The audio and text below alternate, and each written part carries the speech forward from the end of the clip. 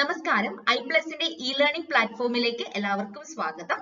ഈ ക്ലാസ്സിൽ നമ്മൾ പഠിക്കാൻ പോകുന്നത് UGC നെറ്റ് പേപ്പർ 2 മാനേജ്മെന്റ് കോഴ്സിലെ first unit management and economics. അതിൽ first chapter basic concepts of management ആണ്. ഈ ചാപ്റ്ററിൽ നിങ്ങൾക്ക് പഠിക്കേണ്ടത് management basic concepts, process, theories, approaches or evaluation, management roles and skills. അവ എന്താണെന്ന് നമുക്ക് ഡീറ്റെയിൽ ആയിട്ട് നോക്കാം. ഫസ്റ്റ് നമുക്ക് മാനേജ്മെന്റ് എന്താണെന്ന് നോക്കാം. ഒരു ഓർഗനൈസേഷനിൽ ഗ്രൂപ്പ് ഓഫ് പീപ്പിൾ വർക്ക് ചെയ്യുന്നുണ്ടെങ്കിൽ അവിടെ ഉപയോഗിക്കുന്ന ഒരു പ്രോസസ്സിനെ അല്ലെങ്കിൽ ഒരു ആക്ടിവിറ്റിയെയാണ് മാനേജ്മെന്റ് എന്ന് പറയുന്നത്. സിംപ്ലി നമുക്ക് പറയാം management means what A manager does. ഒരു ഓർഗനൈസേഷനിൽ ഒരു മാനേജർ എന്താണോ ചെയ്യുന്നത് അതിന് മാനേജ്മെന്റ് എന്ന് പറയാം. മാനേജ്മെന്റ് മീനിങ് ഡീറ്റെയിൽ ആയി പോകുന്നതിന് മുമ്പ് 4 എലമെന്റ്സ് നിങ്ങൾ അറിഞ്ഞിരിക്കണം. First one, functions or activities of an organization like planning, decision making, organizing, leading, motivation and control. Second one, resources. Resources means human resources, financial resources, physical resources and information resources. Third one, group of people. Group of people means ഒരു ഓർഗനൈസേഷനിൽ work ചെയ്യുന്ന workers ആവാം, employees ആവാം, അല്ലെങ്കിൽ managers ആവാം. And last one is goals or objective of an organisation. ഒരു ഓർഗനൈസേഷന് goals or objective ഇതെല്ലാം കൂടെ കണക്ട് ചെയ്യുമ്പോഴാണ് മാനേജ്മെന്റ് മീനിങ് പൂർണ്ണമാവുന്നത്. അപ്പോൾ മാനേജ്മെന്റ് എന്ന് പറയുന്നത് പ്രോസസ് ആണ്. is a process of planning, decision making, organizing, leading, motivation and controlling the human resources, financial resources, physical resources and information resources of an organization to reach its goals efficiently and effectively. അതായത് ഒരു ഓർഗനൈസേഷന്റെ goals or objective achieve ചെയ്യുന്നതിന് വേണ്ടിയിട്ട് ഒരു കൂട്ടം ആളുകൾ ഓർഗനൈസേഷനിലെ റിസോഴ്സസിനെ function ചെയ്യുന്ന പ്രോസസ്സിനെയാണ് മാനേജ്മെന്റ് എന്ന് പറയുന്നത്. അച്ചീവ് ചെയ്യുന്ന ഗോൾസ് എപ്പോഴും എഫിഷ്യന്റും എഫക്റ്റീവും ആയിരിക്കണം. എഫിഷ്യന്റ് എഫക്റ്റീവും തമ്മിലുള്ള ഡിഫറൻസ് എന്ന് പറയുന്നത്, എഫിഷ്യൻസി എന്ന് പറയുന്നത് ഉപയോഗിക്കുന്ന റിസോഴ്സസ് വിത്ത് മിനിമം കോസ്റ്റിൽ എഫിഷ്യന്റ് ആയിട്ട് ഉപയോഗിച്ചിരിക്കണം. എഫിഷ്യന്റ് മീൻസ് വേസ്റ്റേജ് കുറച്ച്, കോസ്റ്റ് കുറച്ചുകൊണ്ട് റിസോഴ്സസും എഫിഷ്യന്റ് ആയിട്ട് യൂസ് ചെയ്ത് ഓർഗനൈസേഷന്റെ ഒബ്ജക്റ്റീവ് അറ്റൈൻ ചെയ്യണം, അല്ലെങ്കിൽ പ്രോഫിറ്റ് കൂട്ടണം. ഇതാണ് എഫിഷ്യൻസി എന്ന് പറയുന്നത്. എഫക്റ്റീവ്നെസ് എന്ന് പറയുന്നത് എപ്പോഴും എൻഡ് റിസൾട്ട് അല്ലെങ്കിൽ എൻഡ് ഗോളിനെ ആണ് ഡിപ്പെൻഡ് ചെയ്തിരിക്കുന്നത്. Which means doing the right things or fulfilling activities and achieving the goals. That is effectiveness. അടുത്ത നമുക്ക് ഡെഫിനിഷൻസ് ഓഫ് മാനേജ്മെന്റ് നോക്കാം. First definition Mary Parker Follett ആണ്. നമ്മൾ കോമൺ ആയിട്ട് കേട്ടുള്ള ഡെഫിനിഷൻ ആണ്. മാനേജ്മെന്റ് എന്ന് പറയുന്നത് ഒരു ആർട്ടാണ്. Art of getting things done through people, അതിനാണ് മാനേജ്മെന്റ് എന്നാണ് മേരി പാർക്കർ ഫോളറ്റ് പറഞ്ഞിരിക്കുന്നത്. സെക്കൻഡ് ഡെഫിനിഷൻ പീറ്റർ ട്രക്കറിന്റെ ഡെഫിനിഷൻ ആണ്. അദ്ദേഹം പറയുന്നത് മാനേജ്മെന്റ് എന്ന് പറയുന്നത് ബേസിക് ടാസ്ക് മാർക്കറ്റിംഗ് അല്ലെങ്കിൽ ഇന്നോവേഷൻ ആണ്. അക്കോർഡിംഗ് ടു ഹിം മാനേജ്മെന്റ് എന്ന് പറയുന്ന ഒരു മൾട്ടിപർപ്പസ് ഓർഗൻ അല്ലെങ്കിൽ മൾട്ടിപർപ്പസ് ടാസ്ക് ആണ് which manages the business, manages the manager, manages the workers and worker. Different activities ചെയ്യുന്നത് കൊണ്ട് തന്നെ മാനേജ്മെന്റിനെ ഒരു മൾട്ടിപർപ്പസ് ഓർഗൻ എന്നാണ് പീറ്റർ എഫ് ട്രക്കർ ഡിഫൈൻ ചെയ്തിരിക്കുന്നത്. പീറ്റർ ട്രക്കറിന്റെ ആണ് ഫാദർ ഓഫ് മോഡേൺ മാനേജ്മെന്റ് എന്ന് അല്ലെങ്കിൽ മാനേജ്മെന്റ് ഗുരു എന്ന് പറയുന്നത്. ഇപ്പൊ ചോദിക്കാൻ കൊള്ളാവുന്ന ഒരു ക്വസ്റ്റ്യൻ ആണ്, who is the father of modern management? അത് പീറ്റർ ട്രക്കർ ആണ്. നെക്സ്റ്റ് നമ്മൾ ഡിസ്കസ് ചെയ്യാൻ പോകുന്നത് കോൺസെപ്റ്റ് ഓഫ് മാനേജ്മെന്റ് ആണ്. അതിൽ first one functional concept. Functional കോൺസെപ്റ്റിൽ മാനേജ്മെന്റ് എന്ന് പറയുന്നത് മാനേജേഴ്സ് ചെയ്യുന്ന ഫങ്ഷനെയാണ് മാനേജ്മെന്റ് എന്ന് പറയുന്നത്. ആ ഫങ്ഷൻസ് ഓർഗനൈസേഷന്റെ ഒബ്ജക്റ്റീവ് അറ്റൈൻ ചെയ്യാൻ ഹെൽപ്ഫുൾ ആയിരിക്കണം. According to Henry Fayol management define ചെയ്തിരിക്കുന്നത് to manage is to forecast and to plan, to organize, to command, to coordinate and control. ഇത് ഡിഫറെന്റ് ഫങ്ഷൻസ് ആണ് മാനേജ്മെന്റ്. ഈ ഫങ്ഷൻസ് ഫുൾഫിൽ ചെയ്ത് കഴിഞ്ഞാൽ അതിനെയാണ് മാനേജ്മെന്റ് എന്നാണ് ഫങ്ഷണൽ കോൺസെപ്റ്റ് പ്രകാരം പറഞ്ഞിരിക്കുന്നത്. Second one human relation concept ആണ്. ഹ്യൂമൻ റിലേഷൻ കോൺസെപ്റ്റിൽ ഹ്യൂമൻ ആസ്പെക്റ്റിനാണ് കൂടുതൽ എംഫസൈസ് കൊടുത്തിരിക്കുന്നത്. അതായത് ഒരു ഓർഗനൈസേഷനെ സോഷ്യൽ സിസ്റ്റമായിട്ട് കൺസിഡർ ചെയ്യുന്നു. ഇവിടെ മാനേജ്മെന്റ് എന്ന് പറയുന്നത് ഡെവലപ്മെന്റ് ഓഫ് പീപ്പിൾ ആണ് മാനേജ്മെന്റ് എന്ന് പറയുന്നത്. Third one decision making concept. Decision making കോൺസെപ്റ്റിൽ പറയുന്നത് ദ ബേസിക് ഒബ്ജക്റ്റീവ് അല്ലെങ്കിൽ ഡ്യൂട്ടി ഓഫ് മാനേജർ എന്ന് പറയുന്നത് is to take decision and implement those decision. അപ്പം ഡിസിഷൻ മേക്കിങ്ങിനാണ് മാനേജ്മെന്റ് എന്നാണ് ഡിസിഷൻ മേക്കിംഗ് കോൺസെപ്റ്റ് പ്രകാരം ഡിഫൈൻ ചെയ്തിരിക്കുന്നത്. പ്രൊഡക്ടിവിറ്റി കോൺസെപ്റ്റിൽ മാനേജ്മെന്റ് ഡിഫൈൻ ചെയ്യുന്നത് പ്രൊഡക്ടിവിറ്റി അഥവാ പ്രൊഡക്ഷന്റെ ബേസിസിലാണ്. മാനേജ്മെന്റ് എന്ന് പറയുന്നത് it's a technique of increasing productivity എന്നാണ് പറയുന്നത്. Next one system concept. System കോൺസെപ്റ്റിൽ മാനേജ്മെന്റ് ഡ്യൂട്ടി എന്ന് പറയുന്നത് എൻവയോൺമെന്റിൽ ഉണ്ടാകുന്ന ചേഞ്ചസ്, അതായത് ഒരു ഓർഗനൈസേഷന്റെ എക്സ്റ്റേണൽ എൻവയോൺമെന്റിൽ ഉണ്ടാകുന്ന ചേഞ്ചസ് അഡാപ്റ്റ് ചെയ്യാൻ ഒരു ഓർഗനൈസേഷനെ പ്രാപ്തമാക്കുക എന്നുള്ളതാണ് മാനേജ്മെന്റ് ഡ്യൂട്ടി എന്നാണ് സിസ്റ്റം കോൺസെപ്റ്റിൽ പറയുന്നത്. 5 കോൺസെപ്റ്റുകളാണ് നമ്മൾ ഇത്രയും നേരം ഡിസ്കസ് ചെയ്തത്. First one functional concept. അവിടെ മാനേജ്മെന്റ് ഡ്യൂട്ടി എന്ന് പറയുന്നത് ഡിഫറെന്റ് ഫങ്ഷൻസ് പെർഫോം ചെയ്യുക എന്നുള്ളതാണ്. Second one human relation concept. അവിടെ മാനേജ്മെന്റ് ചെയ്യുന്നത് ഡെവലപ്മെന്റ് ഓഫ് പീപ്പിൾ ആണ്. തേർഡ് വൺ ഡിസിഷൻ ആണ്, ഡിസിഷൻ കോൺസെപ്റ്റ്. ഡിസിഷൻ കോൺസെപ്റ്റിൽ മാനേജ്മെന്റ് ഡ്യൂട്ടി എന്ന് പറയുന്നത് അൾട്ടിമേറ്റ് ആയിട്ടുള്ള ഡിസിഷൻസ് എടുക്കുക എന്നുള്ളതാണ്. പ്രൊഡക്ടിവിറ്റി കോൺസെപ്റ്റിൽ ഒപ്റ്റിമം പ്രൊഡക്ടിവിറ്റി സാധ്യമാക്കുക. സിസ്റ്റം കോൺസെപ്റ്റിൽ എൻവയോൺമെന്റിൽ ഉണ്ടാകുന്ന ചേഞ്ചസ് അഡാപ്റ്റ് ചെയ്യാൻ ഓർഗനൈസേഷനെ പ്രാപ്തമാക്കുക. ഇത്രയുമാണ് different concepts of management. Process of management. The process of management include all those functions that transfer resources such as men, money, materials and so on into products to satisfy the customer's needs. ഒരു ഓർഗനൈസേഷനിൽ available ആയിട്ടുള്ള different resource എന്ന് പറയുമ്പോൾ അതിൽ men വരും, മണി, materials വരും. ഇതിനെ finished products അല്ലെങ്കിൽ ഫൈനൽ പ്രോഡക്ട്സ് ആക്കി മാറ്റിക്കൊണ്ട് കസ്റ്റമേഴ്സിന്റെ വേരിയസ് നീഡ്സ് സാറ്റിസ്ഫൈ ചെയ്യുന്നതുമായിട്ട് റിലേറ്റ് ചെയ്യുന്ന എല്ലാ ഫംഗ്ഷൻസിനെയും ചേർത്താണ് പ്രോസസ് ഓഫ് മാനേജ്മെന്റ് എന്ന് പറയുന്നത്. ഇതിന് വേണ്ടിയിട്ട് മാനേജ്മെന്റ് സ്പെസിഫിക് ഗോൾ അച്ചീവ് ചെയ്യുന്നതിന് വേണ്ടിയിട്ട് ഹ്യൂമൻ റിസോഴ്സസിനെ അല്ലെങ്കിൽ ഹ്യൂമൻ എഫേർട്ടിനെയും റിസോഴ്സസിനെയും സിസ്റ്റമാറ്റിക് ആയിട്ട് യൂസ് ചെയ്യുന്നു. ഒരു ഓർഗനൈസേഷനിൽ അവൈലബിൾ ആയിട്ടുള്ള സ്കേഴ്സ് റിസോഴ്സസിനെ എഫക്റ്റീവ് ആയിട്ട് യൂട്ടിലൈസ് ചെയ്തുകൊണ്ട് ഹ്യൂമൻ റിസോഴ്സസിനെ മോട്ടിവേറ്റ് ചെയ്തുകൊണ്ട് ഓർഗനൈസേഷന്റെ ഗോൾ അച്ചീവ് ചെയ്യുക. അതുകൊണ്ടാണ് മാനേജ്മെന്റിന്റെ പ്രോസസ് എന്ന് പറയുന്നത്. ഇതൊരു ഓൺ ടൈം ആക്ട് അല്ല, ഇതൊരു ഓൺ ഗോയിങ് പ്രോസസ് ആണ്. അതുകൊണ്ട് തന്നെ management process is A well defined system of setting goals, planning and controlling any actions, execution.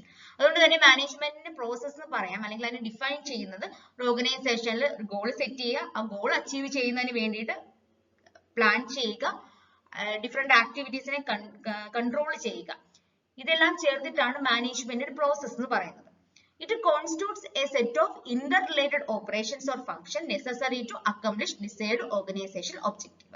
ഓർഗനൈസേഷന്റെ ഡിസൈഡ് ആയിട്ടുള്ള കോമൺ ഒബ്ജക്റ്റീവ് അച്ചീവ് ചെയ്യുന്നതിന് വേണ്ടിയിട്ട് ഡിഫറെന്റ് ഇന്റർറിലേറ്റഡ് ആയിട്ടുള്ള ഫംഗ്ഷൻസും ഓപ്പറേഷൻസും സെറ്റ് ചെയ്യുന്നു. സോ മാനേജ്മെന്റ് എന്ന് പറയുന്നത് ഒരു പ്രോസസ് ആണെന്ന് പറയാം. ഇത് മാനേജ്മെന്റ് ഒരു ഫീച്ചർ ആണ്. നെക്സ്റ്റ് 6 M's ഓഫ് മാനേജ്മെന്റ് എന്തൊക്കെയാണെന്ന് നോക്കാം. മാനേജ്മെന്റ് എന്ന് പറയുന്ന ഡിഫറെന്റ് ഫംഗ്ഷൻസ് ചേർന്നതാണ്. ഈ ഫംഗ്ഷൻസ് വഴി എന്താ ചെയ്യുന്നത്? ഒരു ഓർഗനൈസേഷനിൽ അവൈലബിൾ ആയിട്ടുള്ള വേരിയസ് റിസോഴ്സസിനെ എൻഡ് അല്ലെങ്കിൽ ഫൈനൽ പ്രോഡക്ട്സ് ആക്കി മാറ്റിക്കൊണ്ട് കസ്റ്റമേഴ്സിന്റെ നീഡ്സ്, വാണ്ട്സ് സാറ്റിസ്ഫൈ ചെയ്യുകയാണ് ചെയ്യുന്നത്. ഇതിൽ വരുന്ന 6 M's അതിനാണ് 6 റിസോഴ്സസ് എന്ന് പറയുന്നത്. ഈ റിസോഴ്സസ് ചേർന്നതാണ് മാനേജ്മെന്റ് എന്ന് പറയുന്നത്. ഇതിൽ മെൻ, മണി, മെഷീൻ, മെത്തേഡ്, മെറ്റീരിയൽ, മാർക്കറ്റിംഗ് എന്നീ എലമെന്റ്സ് ആണ് വരുന്നത്. മെൻ എന്ന് പറയുന്നത് ഓർഗനൈസേഷനിൽ വരുന്ന ഹ്യൂമൻ റിസോഴ്സസ് ആണ്.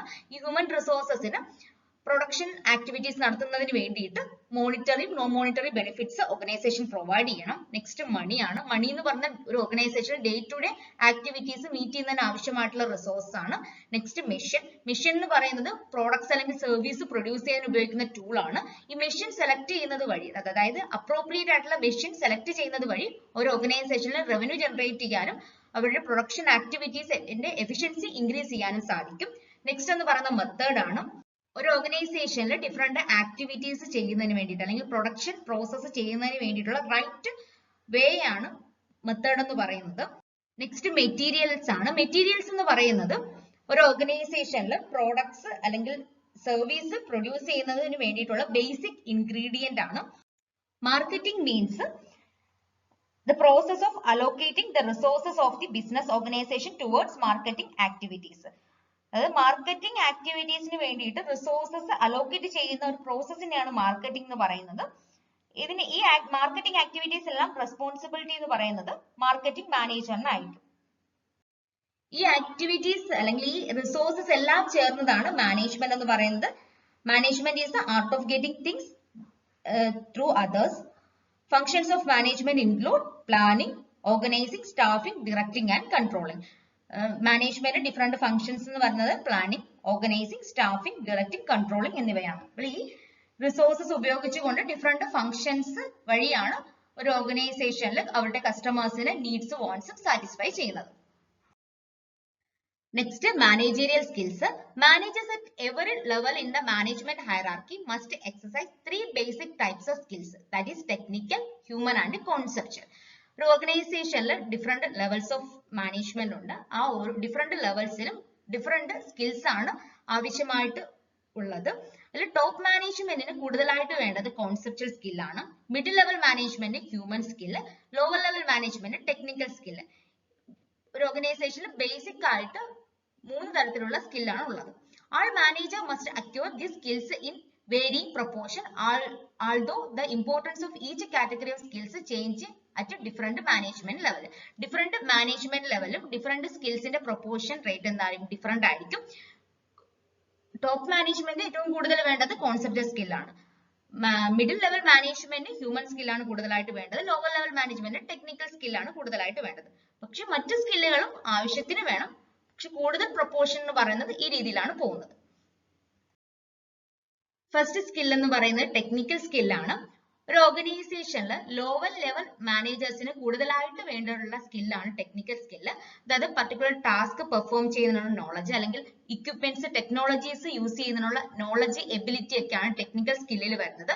അതുവഴി സ്പെസിഫൈഡ് ആയിട്ടുള്ള ടാസ്ക് കംപ്ലീറ്റ് ചെയ്യാനുള്ള പ്രൊഫിഷ്യൻസിയും അണ്ടർസ്റ്റാൻഡിങ്ങും വർക്കേഴ്സിന് ലഭിക്കും. അല്ലെങ്കിൽ അതിനുള്ളൊരു കഴിവിനെയാണ് ടെക്നിക്കൽ സ്കിൽ എന്ന് പറയുന്നത്. നെക്സ്റ്റ് ഹ്യൂമൻ സ്കില്ലാണ്. ഹ്യൂമൻ സ്കിൽ എന്ന് പറയുമ്പോൾ മറ്റുള്ളവരുമായിട്ട് ഇന്ററാക്ട് ചെയ്യുന്നതിനുള്ള അല്ലെങ്കിൽ മറ്റുള്ള ആൾക്കാരെ മനസ്സിലാക്കുന്നതിനുള്ള മാനേജേഴ്സിന്റെ എബിലിറ്റി, സ്കിൽ, നോളജിനെയൊക്കെയാണ് ഹ്യൂമൻ സ്കിൽ എന്ന് പറയുന്നത്. ഹ്യൂമൻ സ്കിൽ കൂടുതലായിട്ട് വേണ്ടത് മിഡിൽ ലെവൽ മാനേജേഴ്സിനാണ്. ഹ്യൂമൻ സ്കിൽ ഉണ്ടെങ്കിൽ ഒരു ഓർഗനൈസേഷൻ നല്ല രീതിയിൽ കൊണ്ടുപോകുന്നതിനും അവർ എഫക്റ്റീവ് ആയിട്ടുള്ള ടീം വർക്ക് ക്രിയേറ്റ് ചെയ്യുന്നതിനും സാധിക്കും. നെക്സ്റ്റ് എന്ന് പറയുന്നത് കോൺസെപ്റ്റുവൽ സ്കില്ലാണ്. അത് കൂടുതലായിട്ട് വേണ്ടത് ഹയർ ലെവൽ മാനേജേഴ്സിന്, ടോപ്പ് ലെവൽ മാനേജേഴ്സിനാണ്. It includes the integration and coordination of activities. Different ആക്ടിവിറ്റീസിന്റെ ഇന്റഗ്രേഷനും കോർഡിനേഷനുമാണ് കോൺസെപ്റ്റുവൽ സ്കില്ലിൽ വരുന്നത്. It helps the managers identify the opportunities and analyse the environment. എൻവയോൺമെന്റിനെ അനലൈസ് ചെയ്യുക, അതുപോലെ തന്നെ പുതിയ പുതിയ ഓപ്പർച്യൂണിറ്റീസ് ഐഡന്റിഫൈ ചെയ്യുക. ഇതിനൊക്കെ ഉള്ള എബിലിറ്റി അല്ലെങ്കിൽ ആ ഒരു കഴിവിനെയാണ് കോൺസെപ്റ്റുവൽ സ്കിൽ എന്ന് പറയുന്നത്. നെക്സ്റ്റ് സ്കില്ല് ഡിസൈൻ സ്കില്ലാണ്. ബേസിക് ആയിട്ട് 3 സ്കില്ലാണ് ഉള്ളത്: ടെക്നിക്കൽ, ഹ്യൂമൻ ആൻഡ് കോൺസെപ്റ്റുവൽ. അത് സ്കിൽ എന്ന് പറയുന്നത് ഡിസൈൻ സ്കില്ലാണ്. ഡിസൈൻ സ്കിൽ എന്ന് പറയുന്നത് പ്രോബ്ലം സോൾവിംഗുമായിട്ട് റിലേറ്റ് ചെയ്ത് മാനേജേഴ്സിനുള്ള സ്കില്ലിനെയാണ് ഡിസൈൻ സ്കിൽ എന്ന് പറയുന്നത്. ഒരു ഓർഗനൈസേഷനിലെ മാനേജറിന്റെ ഡ്യൂട്ടി എന്ന് പറയുന്നത് ഒരു ഓർഗനൈസേഷനെ ഗൈഡ് ചെയ്യുക അല്ലെങ്കിൽ ഡയറക്റ്റ് ചെയ്യുക. എന്തിനു വേണ്ടിയിട്ട്? ഓർഗനൈസേഷന്റെ ഒബ്ജക്റ്റീവ് അല്ലെങ്കിൽ ഗോൾ അച്ചീവ് ചെയ്യാൻ ഗൈഡ് ചെയ്യുക അല്ലെങ്കിൽ ഡയറക്റ്റ് ചെയ്യുക എന്നുള്ളതാണ് മാനേജറിന്റെ ഡ്യൂട്ടി. ഹെൻറി മിൻസ്ബർഗ്, അതായത് ഒരു കനേഡിയൻ ഓതറാണ് ഹെൻറി മിൻസ്ബർഗ്. ഹെൻറി മിൻസ്ബർഗ് മാനേജേഴ്സിന്റെ റോൾസിനെ ക്ലാസിഫൈ ചെയ്തിരിക്കുന്നു. 3 ഹെഡുകളായിട്ടാണ് ക്ലാസിഫൈ ചെയ്തിരിക്കുന്നത്. First one interpersonal role, second one informational role and third one decision role. First one interpersonal role. Interpersonal റോളിൽ വരുന്ന ഒന്നാണ് figure head role. Figure head role എന്ന് പറയുന്നതെന്ന് വെച്ച് കഴിഞ്ഞാൽ ഒരു മാനേജറിന് സോഷ്യൽ അല്ലെങ്കിൽ ലീഗൽ ആയിട്ടുള്ള ഒരുപാട് റെസ്പോൺസിബിലിറ്റീസ് ഉണ്ടായിരിക്കുമെന്നാണ് ഫിഗർ ഹെഡ് കൊണ്ട് ഉദ്ദേശിക്കുന്നത്. Second one leader. ലീഡർ എന്ന് പറയുന്നത് ഒരു ഓർഗനൈസേഷനെ ലീഡ് ചെയ്യുന്നത് അല്ലെങ്കിൽ ഗൈഡ് ചെയ്യുന്നത് മാനേജറാണ്. അപ്പം ഒരു ലീഡറിന്റെ റോള് മാനേജർക്കുണ്ടായിരിക്കും. തേർഡ് വൺ എന്ന് പറയുന്നത് ലിയേസാൻ. ലിയേസാൻ എന്ന് വെച്ച് കഴിഞ്ഞാൽ ഒരു കമ്മ്യൂണിക്കേറ്റിംഗ് റോള് ലീഡർ മാനേജർക്കുണ്ട്. കമ്മ്യൂണിക്കേറ്റിംഗ് റോൾ എന്ന് പറയുന്നത് communicates with internal and external contacts. Next head informational role. Informational റോളിൽ മോണിറ്റർ ആണ്. മോണിറ്റർ മീൻസ് ഒരു ഓർഗനൈസേഷനിൽ ഉണ്ടാകുന്ന ഇൻഫർമേഷനെ കളക്ട് ചെയ്ത് പ്രോസസ്സ് ചെയ്യുന്ന റോള് മാനേജർക്കുണ്ടായിരിക്കും. Next one disseminator. Disseminator means communicate potential useful information internally. Internally means ഒരു ഓർഗനൈസേഷനിൽ ഡിഫറെന്റ് സ്റ്റേക്ക് ഹോൾഡേഴ്സ് കാണും. സ്റ്റേക്ക് ഹോൾഡേഴ്സ് എന്ന് പറയുമ്പോൾ ഇന്റേണൽ സ്റ്റേക്ക് ഹോൾഡേഴ്സ് കാണും, എക്സ്റ്റേണൽ സ്റ്റേക്ക് ഹോൾഡേഴ്സ് കാണും.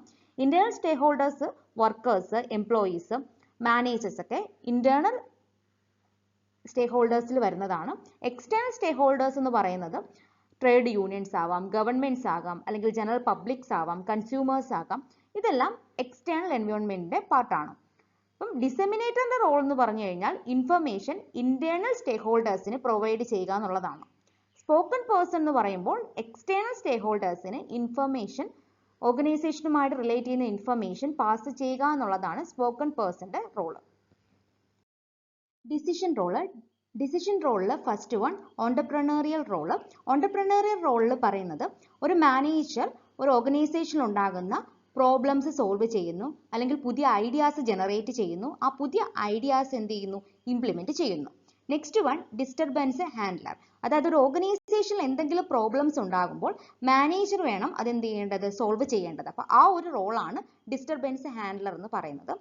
Next one resource allocator. Resource allocator means ഒരു ഓർഗനൈസേഷന്റെ ഡിഫറെന്റ് ഡിപ്പാർട്ട്മെന്റ്സിലേക്ക് ഫണ്ട്സ് ആയാലും സ്റ്റാഫ്സിനെ ആയാലും അലോക്കേറ്റ് ചെയ്യേണ്ട ഡ്യൂട്ടി മാനേജറിനാണ്. Last one negotiator. Negotiator means ഒരു ഓർഗനൈസേഷനിൽ എന്തെങ്കിലും പ്രോബ്ലംസ് ഉണ്ടാകുമ്പോൾ അല്ലെങ്കിൽ പുതിയ ഡിസിഷൻ എടുക്കുമ്പോൾ ഒരുപാട് ചർച്ചകൾ നടത്തണം. ചർച്ചകൾ ടീമുകളുമായിട്ടും ഡിപ്പാർട്ട്മെന്റുകളുമായിട്ടും അല്ലെങ്കിൽ ഓർഗനൈസേഷൻ മൊത്തത്തിൽ തീരുമാനം എടുത്തിട്ട് വേണം പ്രശ്നം പരിഹരിക്കാൻ അല്ലെങ്കിൽ പുതിയ ഡിസിഷൻ എടുക്കേണ്ടത്. അപ്പോൾ ഇത്രയുമാണ് മിൻസ്ബർഗിന്റെ റോൾസ് ഓഫ് മാനേജേഴ്സ് എന്ന് പറയുന്നത്. First one interpersonal, second one informational, third one decision role. Features of management. First feature, management is a goal oriented process. ആദ്യം മുതലേ നമ്മൾ പറഞ്ഞു ഒരു മാനേജറിന്റെ ഡ്യൂട്ടി എന്ന് പറയുന്നത് ഒരു ഗോൾ അച്ചീവ് ചെയ്യുക എന്നുള്ളതാണ്. ഓർഗനൈസേഷന്റെ എൻഡ് റിസൾട്ട് അല്ലെങ്കിൽ ഗോൾ അച്ചീവ് ചെയ്യുക എന്നുള്ളതാണ്. മാനേജ്മെന്റ് എന്ന് പറയുന്നത് ഗോൾ ഓറിയന്റഡ് പ്രോസസ് ആണ്. Second one, management is A pervasive. Pervasive means it's A management is A universal phenomena. അതായത് ലോകത്തിന്റെ ഏത് പാർട്ടിലും മാനേജ്മെന്റ് തിയറീസ് ഒരുപോലെ ആയിരിക്കും. ഇതിപ്പം UK ആയാലും US ആയാലും എല്ലാം ഒരുപോലെ ആയിരിക്കും. അതേപോലെ തന്നെ ഏത് ടൈപ്സ് ഓഫ് ഓർഗനൈസേഷനിലും മാനേജ്മെന്റ് തിയറീസ് ഒരുപോലെ ആയിരിക്കും യൂസ് ചെയ്യുന്നത്. അതുകൊണ്ട് തന്നെ മാനേജ്മെന്റ് എന്ന് പറയുന്ന പെർവേസീവ് എന്നാണ് പറയുന്നത്. Third one, management is multi dimensional. Multi dimensional means management ഒരു സിംഗിൾ ആക്ടിവിറ്റി മാത്രമല്ല ഉള്ളത്, ഒരു ഗ്രൂപ്പ് ഓഫ് ആക്ടിവിറ്റി ഉണ്ട്. മെയിൻ ആയിട്ട് 3 ആക്ടിവിറ്റിയാണ് ഉള്ളത്.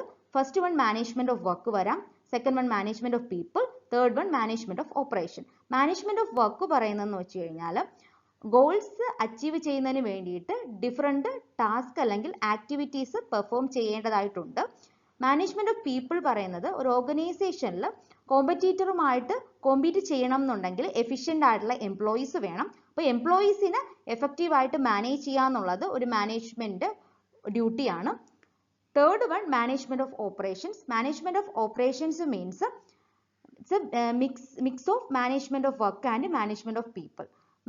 വർക്കിനെ മാനേജ് ചെയ്യണം, അതേപോലെ തന്നെ പീപ്പിളിനെ മാനേജ് ചെയ്താൽ മാനേജ്മെന്റ് ഓഫ് ഓപ്പറേഷൻസ് എന്ന് പറയാം.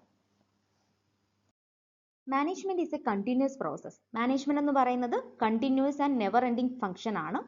Next one, management is a group activity. Management എന്ന് പറയുന്നത് ഒരു ഗ്രൂപ്പ് ഓഫ് പീപ്പിൾ ഇൻവോൾവ് ആണ് മാനേജീരിയൽ ആക്ടിവിറ്റിയിൽ. Next one, management is A dynamic function. Dynamic function in the sense that ഒരു ഓർഗനൈസേഷന്റെ എൻവയോൺമെന്റിൽ ഉണ്ടാകുന്ന ചേഞ്ചസ് മാനേജ്മെന്റിൽ അല്ലെങ്കിൽ ഓർഗനൈസേഷന്റെ ഗോൾസ് ഒബ്ജക്റ്റീവ്സിൽ അതിനനുസരിച്ചുള്ള ചേഞ്ചസ് ഉണ്ടാകും. അതുകൊണ്ട് തന്നെ മാനേജ്മെന്റ് എന്ന് പറഞ്ഞാൽ ഡൈനാമിക് പ്രോസസ് ആണെന്ന് പറയാം. ഇൻറ്റാജിബിൾ മീൻസ് മാനേജ്മെന്റ് ഫംഗ്ഷൻ എന്ന് പറയുന്നത് നമുക്ക് ഫിസിക്കലി കാണാൻ സാധിക്കില്ല, പക്ഷെ അതിന്റെ പ്രസൻസ് നമുക്ക് അനുഭവിക്കാൻ സാധിക്കും. Next one, balancing of effectiveness and efficiency. Effectiveness means achieving the target within A time frame. Efficiency means use of resources in an optimum way. Last one, composite process ആണ്. Management എന്ന് പറയുന്നത് ഒരു series of functions involve ആയിട്ടുള്ള ഒരു composite function ആണ്. ആ functions perform ചെയ്യുന്നതിന് ഒരു പ്രോപ്പർ സീക്വൻസ് ഉണ്ടായിരിക്കും. ഇത്രയുമാണ് ഡിഫറെന്റ് ഫീച്ചേഴ്സ് അല്ലെങ്കിൽ ക്യാരക്ടറിസ്റ്റിക്സ് ഓഫ് മാനേജ്മെന്റ് എന്ന് പറയുന്നത്. ഇവല്യൂഷൻ ഓഫ് മാനേജ്മെന്റ് തോട്ട്സ് അഥവാ historical evolution of management thought. 4 type ഉണ്ട് historical evolution of management thought. First period pre scientific management period. 1880 മുന്നേ ഉള്ള പീരിയഡ് ആണ് പ്രീ സയന്റിഫിക് മാനേജ്മെന്റ് പീരിയഡ് എന്ന് പറയുന്നത്. Next one, classical theory. Classical theory അഥവാ classical period വരുന്നത് 1880 മുതൽ 1930 വരെയാണ്. ക്ലാസിക്കൽ പീരിയഡിൽ വരുന്ന ഡിഫറെൻറ്റ് സ്കൂൾസ് ആണ് FW ടൈലർ ഡെവലപ്പ് ചെയ്ത സയൻറ്റിഫിക് മാനേജ്മെൻറ്റ് സ്കൂള്, ഹെൻറി ഫയോളിൻ്റെ അഡ്മിനിസ്ട്രേറ്റീവ് അല്ലെങ്കിൽ operational management, bureaucratic model of Max Weber. Third one neo classical theory period ആണ്. അത് 1930 മുതൽ 1950 വരെയുള്ള പീരിയഡ് ആണ്. Last one modern theory approach ആണ്. അത് 1950 ശേഷമുള്ളതാണ്. തിയറീസ് എല്ലാം മോഡേൺ തിയറിയിലാണ് വരുന്നത്. ഹിസ്റ്റോറിക്കൽ ഇവല്യൂഷൻ ഓഫ് മാനേജ്മെന്റ് തോട്ട്സിൽ first one pre scientific management period.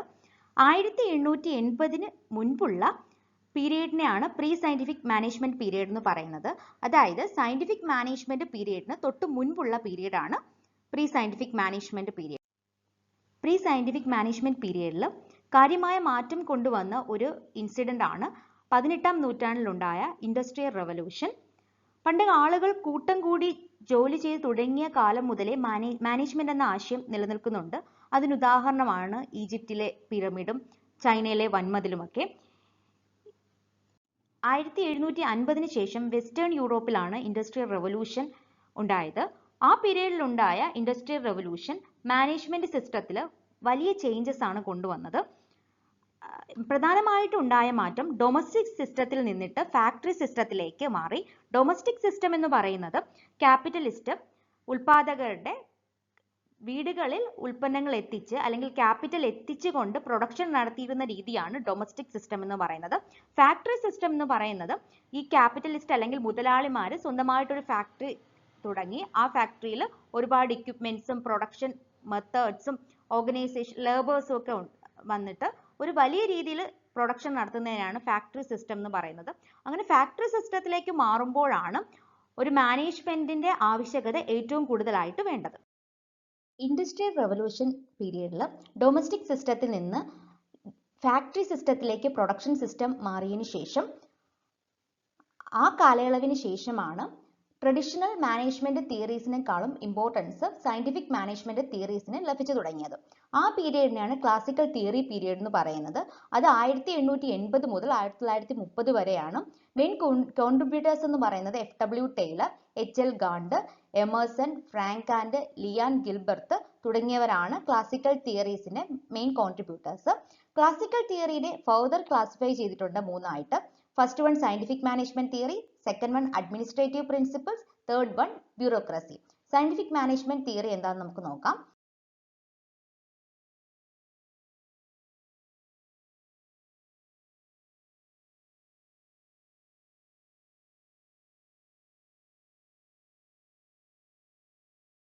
Scientific management തുടക്കം എന്ന് പറയുന്നത് 20ാം നൂറ്റാണ്ടുകളുടെ ആദ്യമാണ്. FW Taylor, Frank Gilbert, Lillian Gilbert, Henry Gantt തുടങ്ങിയവരാണ് സയന്റിഫിക് മാനേജ്മെന്റ് തിയറീസ് അല്ലെങ്കിൽ തോട്ട്സ് ഡെവലപ്പ് ചെയ്തവരിൽ പ്രധാനികൾ. അതിൽ FW ടൈലറിനെയാണ് ഫാദർ ഓഫ് സയന്റിഫിക് മാനേജ്മെന്റ് എന്നറിയപ്പെടുന്നത്. ടൈലർ പറയുന്നത് ഒരു ഓർഗനൈസേഷനിൽ പ്രൊഡക്ടിവിറ്റി ഇൻക്രീസ് ചെയ്യാൻ അവിടെയുള്ള customs and rules of thumb methods മാറ്റിക്കൊണ്ട് സയന്റിഫിക് മെത്തേഡ്സ് ഉപയോഗിക്കണം എന്നാണ്. Customs and rule of thumb methods എന്ന് പറഞ്ഞു കഴിഞ്ഞാൽ ഗസ് വർക്കുകൾ അല്ലെങ്കിൽ പഴയ ട്രഡീഷണൽ ആയിട്ടുള്ള മെത്തേഡ്സുകൾ മാറ്റി സയന്റിഫിക് വേയിൽ പ്രൊഡക്ഷൻ നടത്തി കഴിഞ്ഞാൽ പ്രൊഡക്ടിവിറ്റിയും അതേപോലെ തന്നെ പ്രോഫിറ്റും കൂട്ടാൻ കഴിയും എന്നാണ് FW ടൈലർ പറയുന്നത്. FW ടൈലറിനനുസരിച്ച് തിയറി അനുസരിച്ച് അവിടെ ഹ്യൂമൻ സയന്റിഫിക് മെത്തേഡ്സ് ഉപയോഗിക്കുകയാണെന്നുണ്ടെങ്കിൽ ഹ്യൂമൻ എനർജിയും എഫേർട്സും കുറയ്ക്കാൻ കഴിയും. ടൈലറിന്റെ പ്രധാനപ്പെട്ട 2 ബുക്കുകളാണ്. ഫസ്റ്റ് വൺ ഷോപ്പ് മാനേജ്മെന്റ്, അത് 1900-ലാണ് പുറത്തിറക്കിയിരിക്കുന്നത്. രണ്ടാമത്തത് പ്രിൻസിപ്പിൾസ് ഓഫ് സയന്റിഫിക് മാനേജ്മെന്റ്, അത് 1911-ലാണ് പബ്ലിഷ് ചെയ്തിരിക്കുന്നത്. ഇങ്ങനെയുള്ള ക്വസ്റ്റ്യൻസ് നിങ്ങൾ കൂടുതലായിട്ട് എക്സ്പെക്ട് ചെയ്തിരിക്കണം. പ്രധാനപ്പെട്ട പബ്ലിക്കേഷൻസും പബ്ലിഷ് ചെയ്ത ഇയറും ചിലപ്പോൾ മാച്ച് ദ ഫോളോയിങ് ചോദിക്കാൻ ചാൻസ് ഉണ്ട്. നെക്സ്റ്റ് നമുക്ക് പ്രിൻസിപ്പിൾസ് ഓഫ് സയന്റിഫിക് മാനേജ്മെന്റ് നോക്കാം. First principle science not rule of thumb. ആ പ്രിൻസിപ്പിൾ പറയുന്നത് ഒരു ഓർഗനൈസേഷന്റെ എഫിഷ്യൻസി ഇൻക്രീസ് ചെയ്യാൻ അല്ലെങ്കിൽ പ്രൊഡക്ഷന്റെ എഫിഷ്യൻസി ഇൻക്രീസ് ചെയ്യാൻ സയന്റിഫിക് മെത്തേഡ് യൂസ് ചെയ്യണം എന്നാണ് instead of rule of thumb method. Rule of thumb method എന്ന് പറയുമ്പോൾ ഗസ് വർക്ക് ഉപയോഗിക്കുക അല്ലെങ്കിൽ ട്രഡീഷണൽ മെത്തേഡ് ഫോളോ ചെയ്യാതെ സയന്റിഫിക് വേയിൽ തന്നെ പ്രൊഡക്ഷൻ നടത്തണം എന്നാണ് science not the rule of thumb എന്ന് പറയുന്ന പ്രിൻസിപ്പിൾ വഴി പറയുന്നത്. Second one, harmony not discord. അതിൽ ടൈലർ പറയുന്നതെന്ന് വെച്ച് കഴിഞ്ഞാൽ വർക്കേഴ്സും മാനേജ്മെന്റും തമ്മിൽ നല്ലൊരു റിലേഷൻഷിപ്പ്, ഒരു cordial and complete harmony relationship ഉണ്ടായിരിക്കണം എന്നാണ് പറഞ്ഞത്. അതായത് ഒരു ഐക്യം ഉണ്ടായിരിക്കണം, സുപ്പീരിയർ സബോർഡിനേറ്റ് അല്ലെങ്കിൽ വർക്കേഴ്സും മാനേജ്മെന്റും തമ്മിൽ ഒരു ഐക്യം ഉണ്ടായിരിക്കണം എന്നാണ് സെക്കൻഡ് പ്രിൻസിപ്പിളിൽ പറയുന്നത്. Third one, mental revolution. Mental റെവല്യൂഷനിൽ പറയുന്നതെന്ന് വെച്ച് കഴിഞ്ഞാൽ changes in the attitude of workers and management എന്നാണ്. ആറ്റിറ്റ്യൂഡ് മീൻസ് ഒരു മുതലാളി തൊഴിലാളി അല്ലെങ്കിൽ സബോർഡിനേറ്റ് സുപ്പീരിയർ എന്നൊരു വേർതിരിവില്ലാതെ നല്ലൊരു റിലേഷൻഷിപ്പ് വർക്കേഴ്സും മാനേജേഴ്സും തമ്മിൽ മെയിൻറ്റെയിൻ ചെയ്യണം എന്നാണ് ടൈലർ പറയുന്നത്. എന്തെങ്കിലും ഡിസ്പ്യൂട്ട്സ് ഉണ്ടായിക്കഴിഞ്ഞാൽ അത് മ്യൂച്വൽ ഡിസ്കഷനിലൂടെ പരിഹരിച്ചും, എന്തെങ്കിലും ഇൻസ്ട്രക്ഷൻസ് കൊടുക്കാനുണ്ടെങ്കിൽ ഇൻസ്ട്രക്ഷൻസ് കൊടുത്തും, അഡ്വൈസസ് ഉണ്ടെങ്കിൽ അഡ്വൈസസ് കൊടുത്തും എഫിഷ്യൻ്റ് ആയിട്ട് വർക്ക് ചെയ്യണം എന്നാണ് മെന്റൽ റെവല്യൂഷൻ വഴി ടൈലർ അർത്ഥമാക്കുന്നത്. Next principle, cooperation not individualism. അത് പറയുന്നത് എംപ്ലോയീസും മാനേജേഴ്സും തമ്മിൽ ഒരു ബെറ്റർ കോർപ്പറേഷൻ വേണം എന്നാണ്. ഓർഗനൈസേഷനിൽ ഒരു നല്ലൊരു സഹകരണം വേണം, അല്ലെങ്കിൽ ഒരു യൂണിറ്റി വേണം. Next one, development of every person to his greatest efficiency. ഒരു കമ്പനിയുടെ എഫക്റ്റീവ്നെസ് ഇൻക്രീസ് ചെയ്യണം എന്നുണ്ടെങ്കിൽ അവിടെ ഉള്ള എംപ്ലോയീസ് അല്ലെങ്കിൽ വർക്കേഴ്സിന്റെ എബിലിറ്റിയും സ്കിൽസും അതേപോലെ എൻഹാൻസ് ചെയ്യണം. അതിനു വേണ്ടിയിട്ട് ഡിഫറെൻറ്റ് ട്രെയിനിങ് പ്രോഗ്രാംസും ലേണിംഗ് പ്രാക്ടീസസും ടെക്നോളജീസും സയന്റിഫിക് അപ്രോച്ചും ഒക്കെ നടത്തി എംപ്ലോയീസിന്റെ സ്കിൽസും എബിലിറ്റീസും എൻഹാൻസ് ചെയ്യണം എന്നാണ് ഈ പ്രിൻസിപ്പിളിൽ പറയുന്നത്. Next one, equal division of responsibility.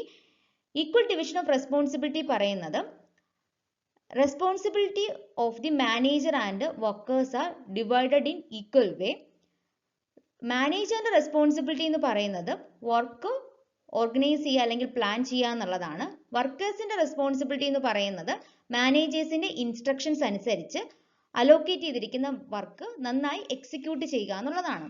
അപ്പോൾ അതാണ് ഈക്വൽ ഡിവിഷൻ ഓഫ് റെസ്പോൺസിബിലിറ്റി എന്ന് പറയുന്ന പ്രിൻസിപ്പിളിൽ പറയുന്നത്. Last one, maximum output. Maximum ഔട്ട്പുട്ടിൽ പറയുന്നത് വർക്കേഴ്സ്, ഒരു ഓർഗനൈസേഷനിൽ വർക്കേഴ്സ് എപ്പോഴും അറ്റൈൻ ചെയ്യേണ്ടത് മാക്സിമം ഔട്ട്പുട്ട് ആണ് in place of restricted output. അപ്പോൾ ഇത്രയുമാണ് principles of scientific management. First one, use scientific method instead of rule of thumb. Second one, harmony in group action. Third one, mental revolution. Fourth one, corporation. Fifth one, development of every person to his greatest efficiency. Next one, equal division of responsibility, and last one is maximum output.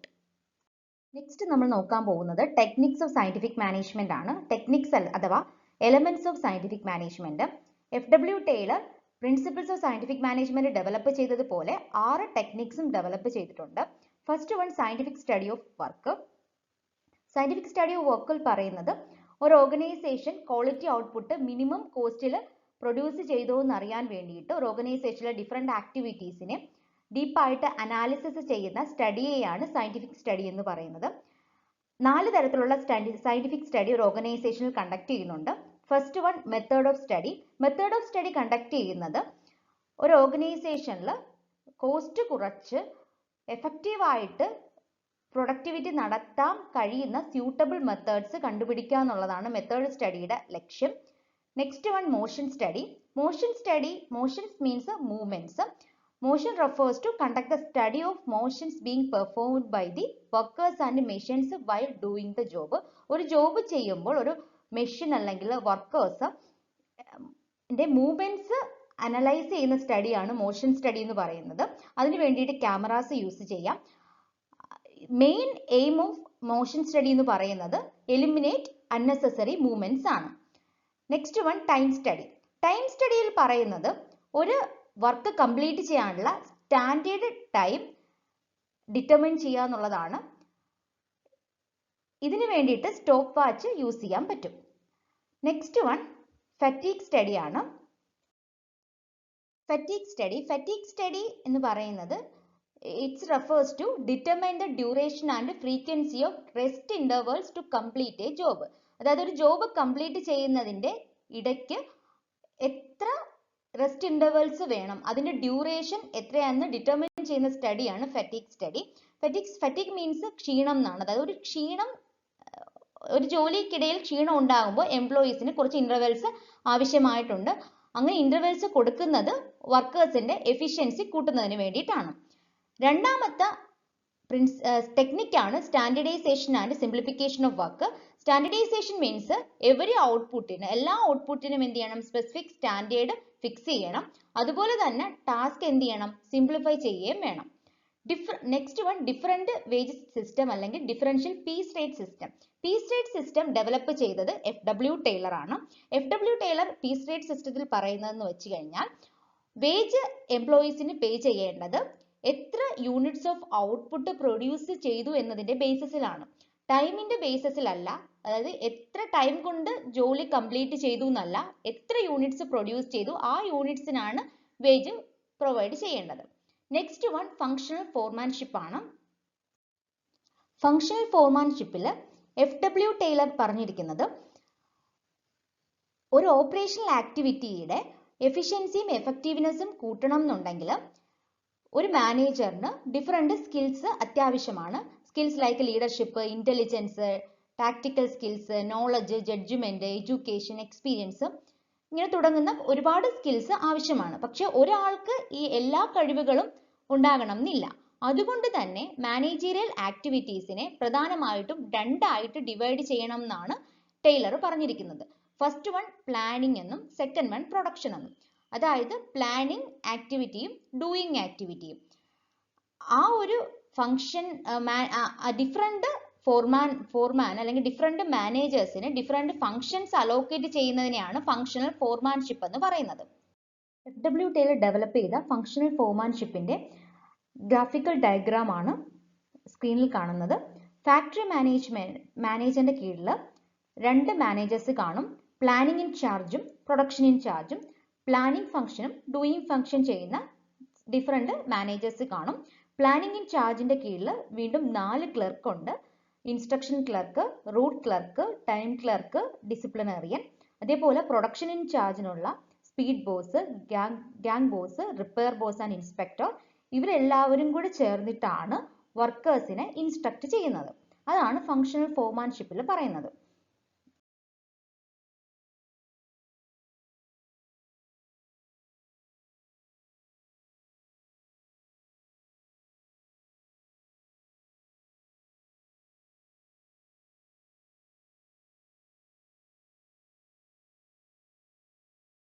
Factory മാനേജറിന്റെ responsibility എന്ന് പറയുന്നത് proper functioning of the organisation ആണ്. അത് നന്നായിട്ട് നടക്കുന്നുണ്ടോ എന്ന് നോക്കേണ്ടത് factory manager ആണ്. Planning in charge മാനേജറിന്റെ ഡ്യൂട്ടി എന്ന് പറയുന്നത് ഡിഫറെന്റ് പോളിസീസ് അല്ലെങ്കിൽ സ്ട്രാറ്റജീസ്, പ്രൊസീജിയേഴ്സ് തുടങ്ങിയവ ഫോർമുലേറ്റ് ചെയ്യുക എന്നുള്ളതാണ്. പ്ലാനിങ് ഫംഗ്ഷനിൽ വരുന്ന ക്ലർക്കുമാരിൽ first one instruction card clerk. Instruction card ക്ലർക്കാണ് ഒരു ജോലി ചെയ്യുന്നതുമായി ബന്ധപ്പെട്ട ഇൻസ്ട്രക്ഷൻസ് പ്രൊവൈഡ് ചെയ്യുന്നത്. റൂട്ട് ക്ലർക്കാണ് എന്തൊക്കെ ജോലി ചെയ്യണം, അതുപോലെ ഏത് വഴി അല്ലെങ്കിൽ ഏത് സ്റ്റെപ്സ് ഉപയോഗിച്ച് പർട്ടിക്കുലർ ടാസ്ക് കംപ്ലീറ്റ് ചെയ്യണം എന്ന് ഉള്ള ഇൻസ്ട്രക്ഷൻ കൊടുക്കുക എന്നുള്ളതാണ് റൂട്ട് ക്ലർക്ക് ചെയ്യുന്നത്. ടൈം ആൻഡ് കോസ്റ്റ് ക്ലർക്കാണ് ഓരോ ടാസ്കിന്റെയും കംപ്ലീറ്റ് ചെയ്യാനുള്ള ടൈമും അതേപോലെ കോസ്റ്റും ഡിറ്റർമിൻ ചെയ്യുന്നത്. ഡിസിപ്ലിനറിയന്റെ ഡ്യൂട്ടിയാണ് ഒരു ഓർഗനൈസേഷനിൽ ഡിസിപ്ലിൻ എൻഷുർ ചെയ്യുക എന്നുള്ളത്. അതായത് ഒരു ഓർഗനൈസേഷന്റെ റൂൾസ് ആൻഡ് റെഗുലേഷൻസും കോഡ് ഓഫ് കണ്ടക്റ്റും ഒക്കെ വർക്കേഴ്സ് ഫോളോ ചെയ്യുന്നുണ്ടോ എന്ന് നോക്കേണ്ടത് ഡിസിപ്ലിനറിയൻ ആണ്. ഇത്രയുമാണ് പ്ലാനിങ് ഇൻ ചാർജിൽ വരുന്ന ക്ലർക്കുമാർ. Production in charge.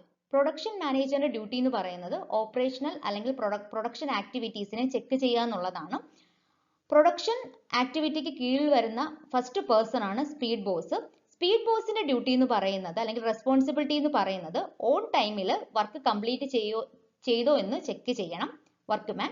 അതേപോലെ ഗ്യാങ് ബോസിന്റെ ഡ്യൂട്ടി എന്ന് പറയുന്നത് availability of all equipments, tools, accessories എന്നിവ ചെക്ക് ചെയ്യുകയാണ്. റിപ്പയർ ബോസിന്റെ ഡ്യൂട്ടി എന്ന് പറയുന്നത് repair of machines and maintenance of machines ആണ്. പിന്നെ ഇൻസ്പെക്ടറിന്റെ ഡ്യൂട്ടി എന്ന് പറയുന്നത് അദ്ദേഹമാണ് എല്ലാ ആക്ടിവിറ്റീസിനെയും ഇൻസ്പെക്ട് ചെയ്യേണ്ടത്.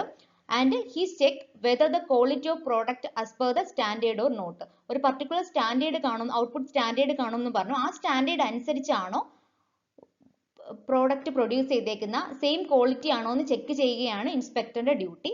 Last one workman. വർക്ക്മാൻ എന്ന് പറയുന്നത് ലേബർ അല്ലെങ്കിൽ വർക്കർ ആണ് ഒരു ഓർഗനൈസേഷനിലുള്ള. അദ്ദേഹത്തിന്റെ മെയിൻ ഡ്യൂട്ടി എന്ന് പറയുന്നത് പെർഫോമൻസ് ആണ്. പെർഫോമിംഗ് വർക്ക് എന്നുള്ളതാണ് അദ്ദേഹത്തിന്റെ ഡ്യൂട്ടി. ഒരു വർക്കറെ സൂപ്പർവൈസ് ചെയ്യുന്നതിന് ഡിഫറെന്റ് 8 ക്ലർക്സ് ഉണ്ടായിരിക്കും എന്നാണ് ഈ ഫങ്ഷണൽ ഫോർമാൻഷിപ്പിലൂടെ പറഞ്ഞിരിക്കുന്നത്. നെക്സ്റ്റ് ടെക്നിക് എന്ന് പറയുന്നത് സയന്റിഫിക് സെലക്ഷൻ ആൻഡ് ട്രെയിനിങ് ആണ്. ഇതിൽ പറയുന്നത് management should design specific selection procedure so that right men are selected for the right job. അതായത് മാനേജ്മെന്റ് എപ്പോഴും ഒരു എംപ്ലോയീസിന്റെ സെലക്ഷനും ട്രെയിനിങ്ങുമായിട്ട് ബന്ധപ്പെട്ട ഒരു സയന്റിഫിക് സെലക്ഷൻ മെത്തേഡ്സ് അല്ലെങ്കിൽ സയന്റിഫിക് ട്രെയിനിങ് മെത്തേഡ്സ് ഡിസൈൻ ചെയ്തിരിക്കണം. അതുവഴി നമുക്ക് എന്ത് ചെയ്യാം, റൈറ്റ് ടു മെന്നിന് റൈറ്റ് ജോബിൽ അല്ലെങ്കിൽ റൈറ്റ് പ്ലേസിൽ പ്ലേസ് ചെയ്യാൻ സാധിക്കും. ലാസ്റ്റ് ടെക്നിക്കാണ് scientific task planning. Scientific task planning എന്ന് പറയുന്നത് എല്ലാ ആക്ടിവിറ്റീസ് കണ്ടക്ട് ചെയ്യുന്നതിനും ഒരു സിസ്റ്റമാറ്റിക് മാനർ അല്ലെങ്കിൽ step by step approach follow ചെയ്യണം എന്നാണ് FW Taylor scientific task planning വഴി പറഞ്ഞിരിക്കുന്നത്. അപ്പോൾ ഇത്രയുമാണ് 6 ടെക്നിക്സ് അല്ലെങ്കിൽ elements of scientific management.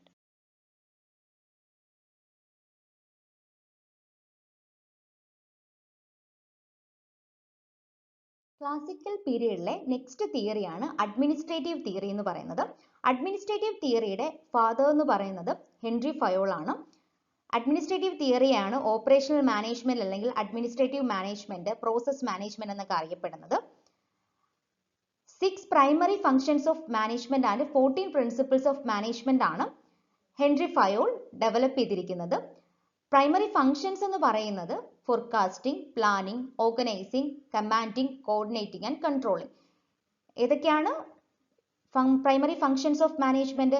Forecasting, planning, organising, commanding, coordinating and controlling.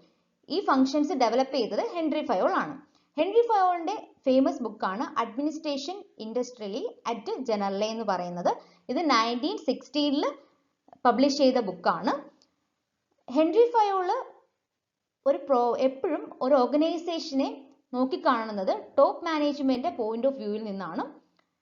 He has used the term administration instead of management. എപ്പോഴും മാനേജ്മെന്റിന് പകരം അഡ്മിനിസ്ട്രേഷൻ എന്നൊരു ടേം ആണ് ഹെൻറി ഫയോൾ യൂസ് ചെയ്യുന്നത്. അപ്പോൾ എന്താണ് അഡ്മിനിസ്ട്രേഷനും മാനേജ്മെന്റും തമ്മിലുള്ള ഡിഫറൻസ്? അഡ്മിനിസ്ട്രേഷൻ എന്ന് പറയുന്നത് എപ്പോഴും top level decision making function ആണ്. അഡ്മിനിസ്ട്രേഷനിൽ ചെയ്യുന്നത് ഓൺലി ഫോർമുലേഷൻ ഓഫ് പോളിസീസ് ആണ്. മാനേജ്മെന്റ് എന്ന് പറയുന്നത് എക്സിക്യൂട്ടീവ് ഫംഗ്ഷൻ ആണ്. അപ്പം എക്സിക്യൂഷൻ ഓഫ് ഫംഗ്ഷൻ ആണ് മാനേജ്മെന്റ് പാർട്ട് എന്ന് വരുന്നത്. ഫസ്റ്റ് അഡ്മിനിസ്ട്രേഷനും മാനേജ്മെന്റിലെ ഡിഫറൻസ് പറഞ്ഞത് ഒലിവർ ഷെൽഡൺ എന്ന് പറഞ്ഞൊരു ഓതറാണ്. അദ്ദേഹത്തിന്റെ ഫിലോസഫി ഓഫ് മാനേജ്മെന്റ് എന്നൊരു ബുക്ക് 1923 പബ്ലിഷ് ചെയ്തിട്ടുണ്ട്. ഇതിലാണ് അഡ്മിനിസ്ട്രേഷനും മാനേജ്മെന്റും തമ്മിലുള്ള ക്ലിയർ ഡിഫറൻസ് മെൻഷൻ ചെയ്തിരിക്കുന്നത്. ഹെൻറി ഫയോൾ ഒരു ഇൻഡസ്ട്രിയൽ ഓർഗനൈസേഷന്റെ ആക്ടിവിറ്റീസിനെ 6 ഗ്രൂപ്പുകളായിട്ട് തിരിച്ചിരിക്കുന്നു. Technical, commercial, financial, security, accounting and managerial ആണ്. അതിൽ ടെക്നിക്കൽ പറയുന്നത് പ്രൊഡക്ഷനുമായി ബന്ധപ്പെട്ട കാര്യങ്ങളാണ്. കൊമേഴ്സ്യലിൽ പറയുന്നത് buying, selling and exchange of products ആണ്. ഫിനാൻഷ്യലിൽ പറയുന്നത് ക്യാപിറ്റൽ റൈസിങ്ങും അതുപോലെ തന്നെ ക്യാപിറ്റലിന്റെ ഒപ്റ്റിമം അല്ലെങ്കിൽ എഫിഷ്യന്റ് യൂട്ടിലൈസേഷനുമാണ്. സെക്യൂരിറ്റി പറയുന്നത് protection of property and person ആണ്. അക്കൗണ്ടിങ്ങിൽ സ്റ്റാറ്റിസ്റ്റിക്സും ഇൻക്ലൂഡഡ് ആണ്. Last one managerial. മാനേജീരിയലിൽ മാനേജ്മെന്റ് ഡിഫറെന്റ് ഫങ്ഷൻസ് ആണ് പറയുന്നത്. Like planning, organising, command, coordinate and control.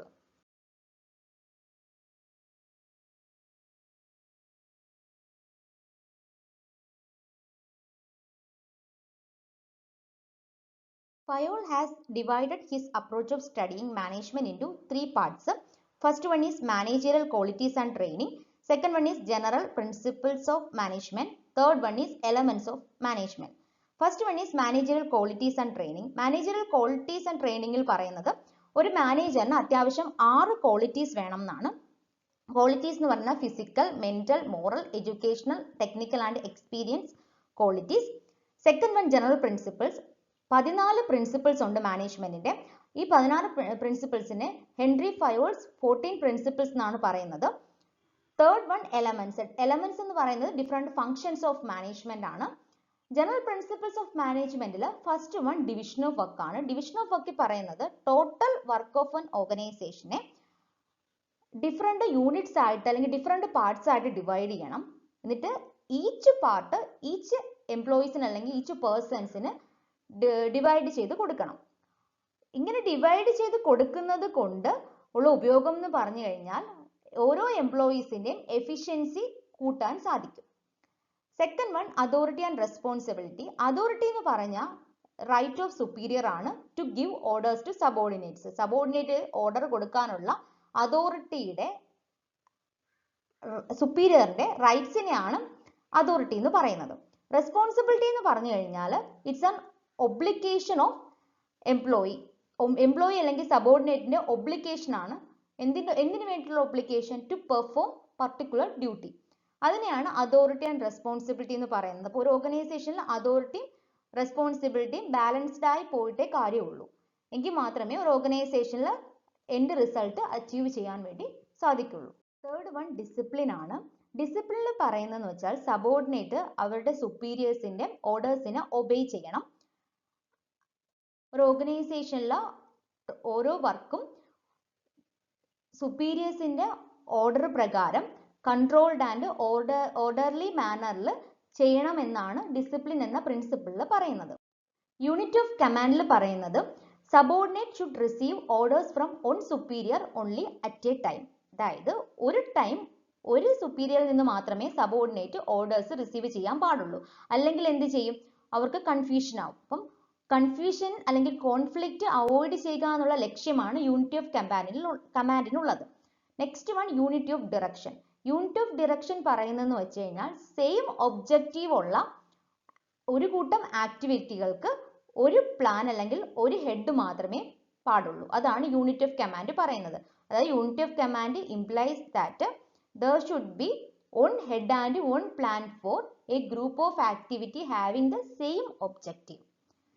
Next one, subordination of individual interest to general interest. ഈ പ്രിൻസിപ്പിൾ പറയുന്നതെന്ന് വെച്ച് കഴിഞ്ഞാൽ എപ്പോഴും ഓർഗനൈസേഷന്റെ ഇൻട്രസ്റ്റിനായിരിക്കും ഇമ്പോർട്ടൻസ് കൂടുതൽ കൊടുക്കേണ്ടത്. ഇൻഡിവിജ്വൽ ഇൻട്രസ്റ്റിനെ കാട്ടിയും ഓർഗനൈസേഷന്റെ മൊത്തത്തിലുള്ള ഇൻട്രസ്റ്റിനായിരിക്കണം കൂടുതൽ ഇമ്പോർട്ടൻസ് കൊടുക്കേണ്ടതെന്നാണ് subordination of individual to general ഇൻട്രസ്റ്റിനകത്ത് പറയുന്നത്. റെമ്യൂണറേഷൻ പ്രിൻസിപ്പിൾ പറയുന്നത് മാനേജ്മെന്റ് എപ്പോഴും എംപ്ലോയീസിന് fair and equitable wages provide ചെയ്യണം. Next one centralisation. Centralisation means concentration of authority ആണ്. Concentration of authority at the top management അല്ലെങ്കിൽ ടോപ്പ് ലെവലിലായിരിക്കണം അതോറിറ്റി. എപ്പോഴും ടോപ്പ് മാനേജ്മെന്റിനായിരിക്കും അതോറിറ്റി ഉള്ളത്.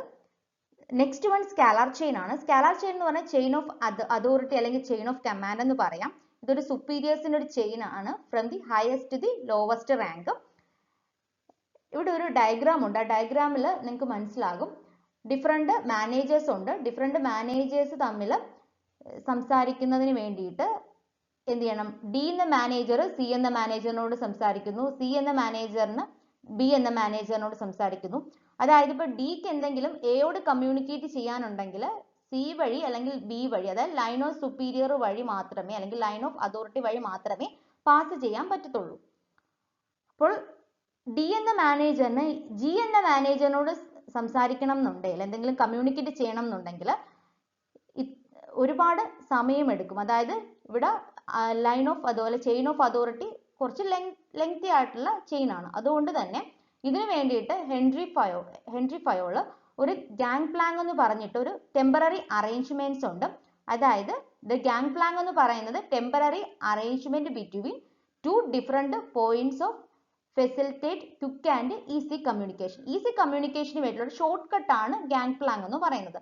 അതായത് ഇവിടെ ഡിക്കും ജിയോട് സംസാരിക്കണം എന്നുണ്ടെങ്കിൽ ഇത്രയും സമയം എടുക്കില്ല, നേരിട്ട് തന്നെ ഡിക്ക് ജിയോട് സംസാരിക്കാം. ആ ഒരു ഷോർട്ട് കട്ടിനെയാണ് ഗാങ് പ്ലാങ് എന്ന് ഹെൻറി ഫയോള് പറഞ്ഞിരിക്കുന്നത്. നെക്സ്റ്റ് പ്രിൻസിപ്പിൾ ഓർഡർ ആണ്. ഓർഡർ പറയുന്നതെന്ന് വെച്ച് കഴിഞ്ഞാൽ പീപ്പിൾ ആയാലും മെറ്റീരിയൽസ് ആയാലും അറേഞ്ച് ചെയ്യുന്ന രീതിയാണ് ഓർഡർ എന്ന് പറഞ്ഞിരിക്കുന്നത്. എല്ലാം അതിൻ്റെതായിട്ടുള്ള രീതിയിൽ തന്നെ അറേഞ്ച് ചെയ്തിരിക്കണം. ഇക്വിറ്റി എന്ന് പറയുന്നത് പാർഷ്യാലിറ്റി പാടില്ല. എംപ്ലോയീസിനെ എല്ലാവരെയും ഈക്വലി തന്നെ ട്രീറ്റ് ചെയ്യണം. Next one stability of tenure, അതായത് employee should be selected of the principle of stability of employment. അതായത് ഒരു എംപ്ലോയിയെ എടുത്തതിന് ശേഷം പെട്ടെന്ന് അയാളെ ടെർമിനേറ്റ് ചെയ്യാൻ പാടില്ല. അതിനു പകരം അയാൾക്ക് നല്ല ട്രെയിനിങ്സും സ്കില്ലും ഡെവലപ്പ് ചെയ്തിട്ട് അതുവഴി ടെർമിനേഷൻ ഓഫ് എംപ്ലോയീസിനെ നമുക്ക് എന്ത് ചെയ്യാം, ഫ്രീക്വന്റ് ടെർമിനേഷന് അവോയ്ഡ് ചെയ്യാൻ സാധിക്കും. നെക്സ്റ്റ് വൺ ഇനിഷ്യേറ്റീവ്, അതായത് within the limit of authority the manager should encourage the employees to take initiatives. എംപ്ലോയീസിനെ ഇനിഷ്യേറ്റീവ് എടുക്കാനായിട്ട് മാനേജേഴ്സ് എന്ത് ചെയ്യണം, എൻകറേജ് ചെയ്യണം എന്നാണ് ഇനിഷ്യേറ്റീവിൽ പറഞ്ഞിരിക്കുന്നത്. ഇനിഷ്യേറ്റീവ് എംപ്ലോയീസ് എടുക്കുന്ന സമയത്ത് അത് എപ്പോഴും എന്തായിരിക്കും, thinking out and execution of A plan ആയിരിക്കും. അപ്പം എപ്പോഴും മാനേജേഴ്സ് എംപ്ലോയീസിനെ ഇനിഷ്യേറ്റീവ്സ് എടുക്കാൻ എൻകറേജ് ചെയ്യണം എന്നാണ് പറയുന്നത്. എസ്പിരിറ്റ് ഡീക്രോപ്സിൽ പറയുന്നത് യൂണിയൻ ഈസ് സ്ട്രെങ്ത് എന്നാണ് ആ വേർഡിന്റെ മീനിങ്. അതായത് ഒറ്റയ്ക്ക് ചെയ്യാതെ ഒരുമിച്ച് നിന്ന് കഴിഞ്ഞാൽ അല്ലെങ്കിൽ ടീം വർക്കിലൂടെ പെട്ടെന്ന് ഓർഗനൈസേഷന്റെ ഒബ്ജക്റ്റീവ് അറ്റൈൻ ചെയ്യാൻ പറ്റും എന്നാണ് എസ്പിരിറ്റ് ഡീക്രോപ്സിൽ പറയുന്നത്. Union is strength. ക്ലാസിക്കൽ പീരിയഡിലെ അടുത്ത തിയറിയാണ് ബ്യൂറോക്രസി തിയറി എന്ന് പറയുന്നത്. ഡെവലപ്പ് ചെയ്തത് ജർമ്മൻ സോഷ്യലിസ്റ്റ് ആയ മാക്സ് വെബർ ആണ്. ബ്യൂറോക്രസി തിയറിയിൽ മാക്സ് വെബർ പറയുന്നതെന്ന് വെച്ച് കഴിഞ്ഞാൽ ഒരു ഓർഗനൈസേഷന് സ്ട്രക്ചറൽ ഹയറാർക്കി ഉണ്ടായിരിക്കണം, അതുപോലെ തന്നെ ഒരു clear cut rules of governance അല്ലെങ്കിൽ റൂൾസ് ആൻഡ് റെഗുലേഷനും ഉണ്ടായിരിക്കണം എന്നാണ് ബ്യൂറോക്രസി തിയറിയിൽ പറയുന്നത്. മാക്സ് വെബറിന്റെ principles of bureaucracy system, first one clear division of labour. Division of labour എന്തായിരിക്കണം, എഫക്റ്റീവ് ആയിട്ട് ചെയ്യണം എന്നാണ് പറയുന്നത്. അതായത് നേരത്തെ നമ്മൾ ഹെൻറി ഫയോളിന്റെ പ്രിൻസിപ്പിൾ പറഞ്ഞ പോലെ തന്നെ ഡിവിഷൻ ഓഫ് ലേബർ ബ്യൂറോക്രസിയിലും ഒരു പ്രിൻസിപ്പിൾ ആണ്. Second one hierarchical chain of command, ഒരു ബെറ്റർ ഹൈറാർക്കിക്കൽ അല്ലെങ്കിൽ സ്ട്രക്ചറൽ ചെയിൻ ഓഫ് കമാൻഡ് ഉണ്ടായിരിക്കണം, അല്ലെങ്കിൽ ചെയിൻ ഓഫ് അതോറിറ്റി ഉണ്ടായിരിക്കണം. Third one separation between personal and organisational asset of the owner. ഓണറിന്റെ ഓർഗനൈസേഷണൽ അസറ്റ് അല്ലെങ്കിൽ personal asset എന്താണ്, different ആയിട്ട് കാണണം, ഒരുമിച്ച് കാണാൻ പാടില്ല. പേഴ്സണൽ അസറ്റ് വേറെ, ഓർഗനൈസേഷണൽ അസറ്റ് വേറെയാണ്. Next one meticulous record keeping and documentation, അതായത് ഡോക്യുമെന്റേഷനും റെക്കോർഡ് കീപ്പിംഗും ഒക്കെ കറക്റ്റ് ആയിട്ട് തന്നെ ഒരു ഓർഗനൈസേഷനിൽ ചെയ്യണം. Next strict and consistent regulations and rules. Strict അല്ലെങ്കിൽ കൺസിസ്റ്റന്റ് ആയ റെഗുലേഷൻസും റൂൾസും ഒരു ഓർഗനൈസേഷനിൽ ഉണ്ടായിരിക്കണം.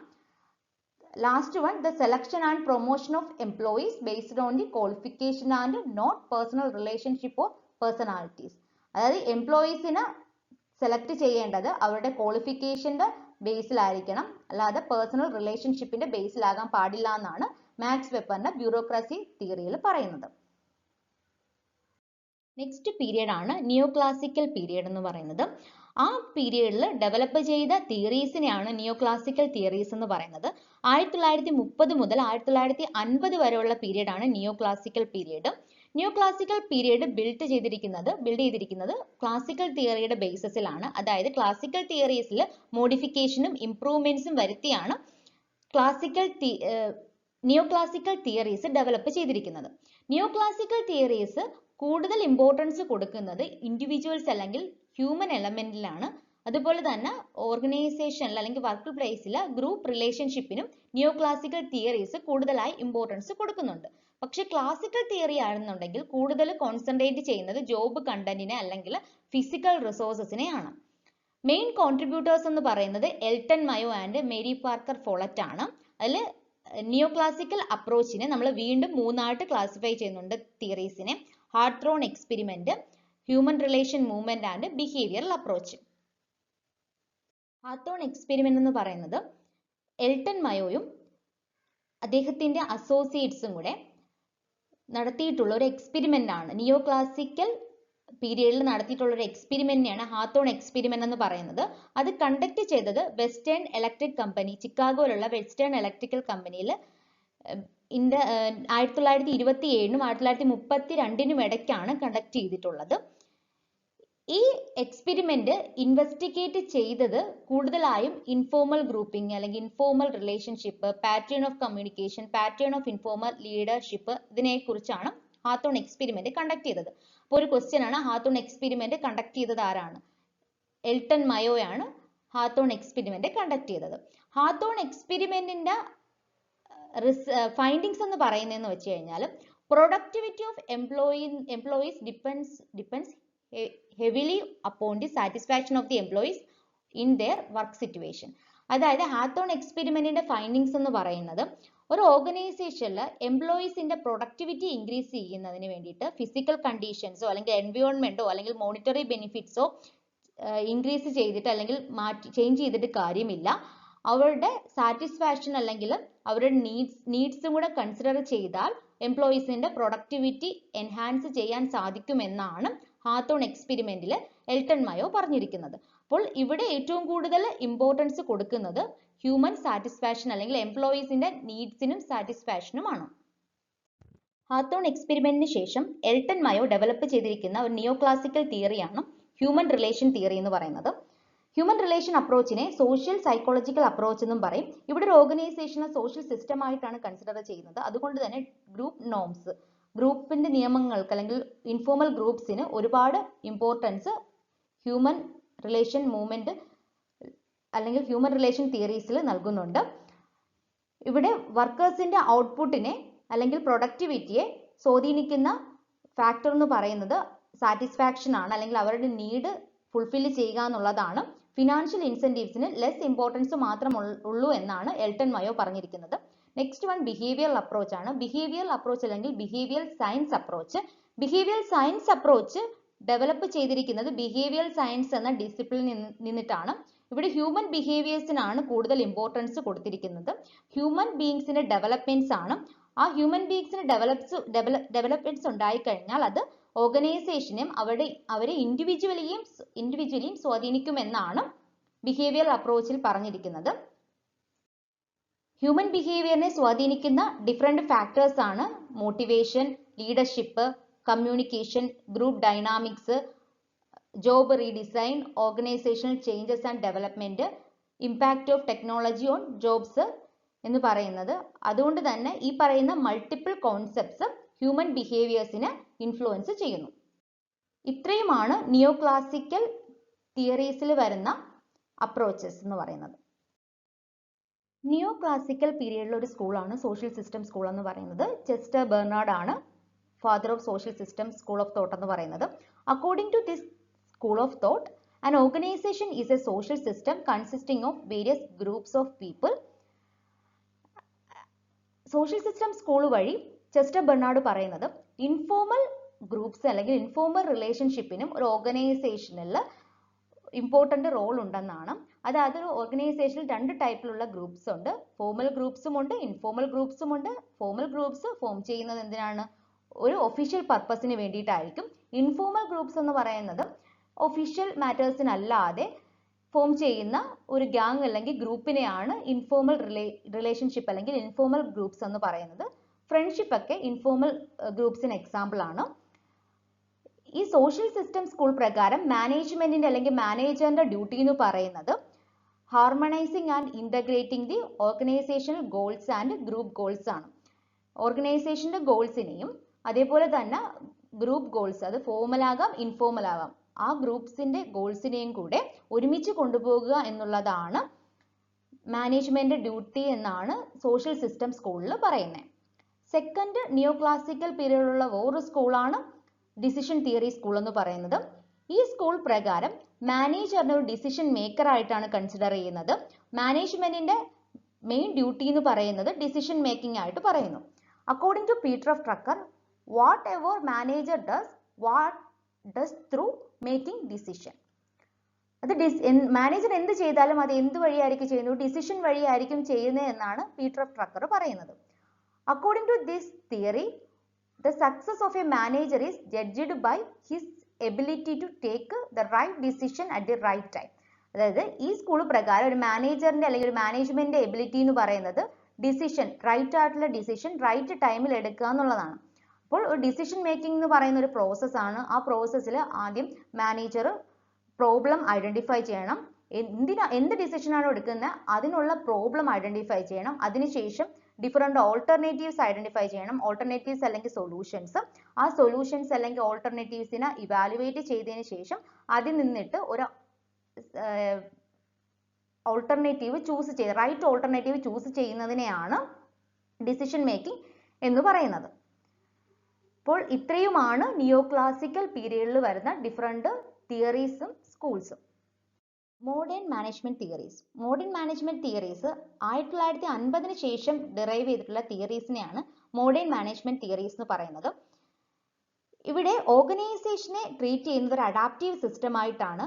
എൻവയോൺമെന്റിൽ എന്ത് ചേഞ്ചസ് ഉണ്ടായാലും അതിനനുസരിച്ച് ഓർഗനൈസേഷനെ ചേഞ്ച് ചെയ്യാൻ പ്രാപ്തമാക്കുക എന്നുള്ളതാണ് മോഡേൺ തിയറീസിൽ പറഞ്ഞിരിക്കുന്നത്. അതിൽ ഫസ്റ്റ് വൺ ആണ് സിസ്റ്റം തിയറി അല്ലെങ്കിൽ സിസ്റ്റം അപ്രോച്ച് എന്ന് പറയുന്നത്. ഇവിടെ ഓർഗനൈസേഷൻ ഒരു അഡാപ്റ്റീവ് സിസ്റ്റം ആയിട്ട് കൺസിഡർ ചെയ്യുന്നുണ്ട്. എങ്ങനെയാണ് അഡാപ്റ്റീവ് സിസ്റ്റം ആയിട്ട് കൺസിഡർ ചെയ്യുന്നത്? എൻവയോൺമെന്റ് ഉണ്ടാകുന്ന ചേഞ്ചസ് അഡ്ജസ്റ്റ് ചെയ്യാൻ പറ്റുന്ന ഒരു അഡാപ്റ്റീവ് സിസ്റ്റം ആയിട്ടാണ് സിസ്റ്റം അപ്രോച്ചിനകത്ത് ഓർഗനൈസേഷനെ കൺസിഡർ ചെയ്യുന്നത്. സിസ്റ്റം എന്ന വേർഡ് ഡിറൈവ് ചെയ്തിരിക്കുന്ന ഗ്രീക്ക് വേർഡിൽ നിന്നാണ്, വിച്ച് മീൻസ് ബ്രിങ് ടുഗദർ അല്ലെങ്കിൽ കമ്പൈൻ, ഒരുമിച്ച് കൊണ്ടുവരിക എന്നുള്ളതാണ് സിസ്റ്റം എന്ന വേർഡിന്റെ മീനിങ് പറയുന്നത്. According to this theory, organization is a dynamic and interrelated set of parts. അതായത് ഡൈനാമിക് ആയിട്ടുള്ള ഇന്റർറിലേറ്റഡ് ആയിട്ടുള്ള സെറ്റ് ഓഫ് പാർട്സ് ചേർന്നതാണ് ഓർഗനൈസേഷൻ എന്ന് പറയുന്നത് സിസ്റ്റം അപ്രോച്ചിൽ. ഈ പാർട്സിനെയാണ് ഡിപ്പാർട്ട്മെന്റ്സ് അല്ലെങ്കിൽ സബ് സിസ്റ്റംസ് എന്ന് പറയുന്നത്. ഓർഗനൈസേഷന് ഡിപ്പാർട്ട്മെന്റ്സ് അല്ലെങ്കിൽ സബ് സിസ്റ്റത്തെയാണ് ഡിഫറെന്റ് പാർട്സ് എന്നുകൊണ്ട് മീൻ ചെയ്യുന്നത്. Here, organization is treated as an open system consisting upon interdependent and interacting subsystem. ഇവിടെ ഓർഗനൈസേഷൻ എന്ന് പറയുന്ന ഒരു ഓപ്പൺ സിസ്റ്റം ആയിട്ട് കൺസിഡർ ചെയ്യുന്നു. ആ ഓപ്പൺ സിസ്റ്റം എൻവയോൺമെന്റിൽ എന്ത് ചേഞ്ച് ഉണ്ടായാലും ആ ചേഞ്ചിനനുസരിച്ച് ഓർഗനൈസേഷന്റെ ഗോൾസും റൂൾസും കോഡ് ഓഫ് കണ്ടക്ട്സും ഒക്കെ എന്ത് ചെയ്യുന്നു, ചേഞ്ച് ചെയ്യാൻ പ്രാപ്തമായിട്ടുള്ള ഓപ്പൺ സിസ്റ്റം ആണ് ഓർഗനൈസേഷനും സിസ്റ്റം അപ്രോച്ചിൽ പറഞ്ഞിരിക്കുന്നത്. രണ്ടാമത്തെ തിയറിയാണ് കണ്ടിജന്റ് തിയറി ഓഫ് മാനേജ്മെന്റ് എന്ന് പറയുന്നത്. ഇത് സിസ്റ്റം അപ്രോച്ചിന്റെ ഒരു എക്സ്റ്റൻഷൻ ആണ്. ഇതിനെ സിറ്റുവേഷണൽ അപ്രോച്ച് എന്നും അറിയപ്പെടും. According to this theory, management problems are different under different situation. Management problems എന്ന് പറയുന്നത് ഡിഫറെന്റ് സിറ്റുവേഷനിൽ ഡിഫറെന്റ് ആണ്. അതുകൊണ്ട് തന്നെ ഒരു ബെസ്റ്റ് വേ അല്ലെങ്കിൽ ഒരു ബെസ്റ്റ് സൊല്യൂഷൻ ഇല്ല. എല്ലാ സിറ്റുവേഷനിലുള്ള പ്രോബ്ലംസ് സോൾവ് ചെയ്യാനായിട്ട് different situation demand different solutions ആണ്. അതായത് ഡിഫറെന്റ് സിറ്റുവേഷനിൽ നമുക്ക് ആ സിറ്റുവേഷൻ അനുസരിച്ചുള്ള സൊല്യൂഷൻ മാത്രമേ സ്വീകരിക്കാൻ ഒരു ഓർഗനൈസേഷന് കഴിയത്തുള്ളൂ എന്നാണ് കണ്ടിജന്റ് തിയറിയിൽ പറയുന്നത്. In other words, the pattern of management is contingent on the situation. Contingent means dependent. സിറ്റുവേഷന് ഡിപ്പെൻഡ് ചെയ്താണ് പാറ്റേൺ ഓഫ് മാനേജ്മെന്റ് അല്ലെങ്കിൽ സൊല്യൂഷൻ ഓഫ് മാനേജ്മെന്റ് നിലനിൽക്കുന്നത് എന്നാണ് കണ്ടിജന്റ് തിയറി ഓഫ് മാനേജ്മെന്റിൽ പറയുന്നത്. ഇതാണ് second theory, modern theory of management. Next modern management തിയറിയാണ് quantitative approach എന്ന് പറയുന്നത്. ക്വാണ്ടിറ്റേറ്റീവ് അപ്രോച്ചിനെ മാനേജ്മെന്റ് സയൻസ് അപ്രോച്ച് അഥവാ mathematical approach, decision theory approach അല്ലെങ്കിൽ ഓപ്പറേഷണൽ റിസർച്ച് എന്ന് പറയുന്നു. ക്വാണ്ടിറ്റേറ്റീവ് അപ്രോച്ചിൽ പറയുന്നത് മാനേജറിയൽ പ്രോബ്ലംസ് സോൾവ് ചെയ്യുന്നതിന് വേണ്ടിയിട്ട് മാത്തമാറ്റിക്കൽ ടൂൾസോ ടെക്നിക്സ് യൂസ് ചെയ്താൽ അതിനെയാണ് ക്വാണ്ടിറ്റേറ്റീവ് തിയറി എന്ന് പറയുന്നത്.